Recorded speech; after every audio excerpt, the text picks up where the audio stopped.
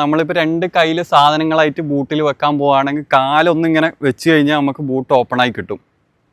ഏറ്റവും പുതിയ മാരുതി സുസുക്കിയുടെ വിക്ടോറിയസിലുള്ള കുറച്ച് നല്ലൊരു കാര്യങ്ങളാണ് ഞാൻ നിങ്ങളെ പരിചയപ്പെടുത്തുന്നത്.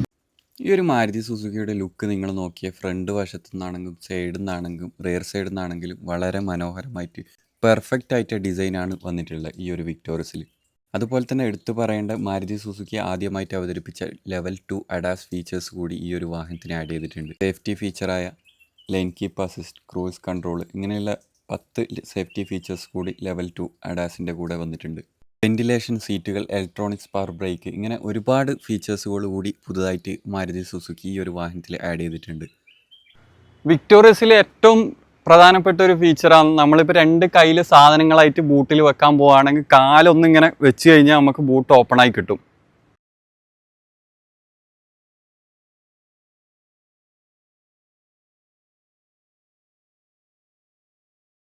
സേഫ്റ്റി അതുപോലെ തന്നെ ഫീച്ചേഴ്സ് ഇങ്ങനെയുള്ള കാര്യങ്ങളിലൊക്കെ മാരുതി എത്രമാത്രം ഇമ്പ്രൂവ് ആയെന്ന് ഏറ്റവും വലിയ തെളിവാണ് വിക്ടോറിയസ്.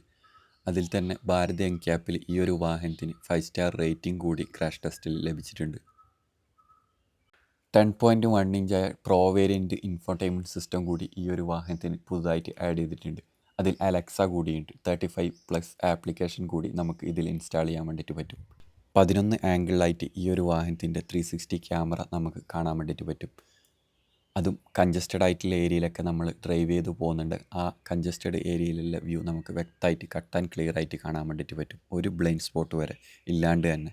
അതുപോലെ തന്നെ 4 വേരിയൻറ്റുകളിൽ ഈ ഒരു വാഹനം വരുന്നുണ്ട്. Strong hybrid, mild hybrid, CNG, 4 wheel drive ഇങ്ങനെ ഒട്ടനവധി ഫീച്ചേഴ്സുകളാണ് മാരുതി അവതരിപ്പിച്ചിട്ടുള്ളത്. നിങ്ങളെ വിലയേറെ കമൻറ്റുകൾ രേഖപ്പെടുത്തുക. Thank you.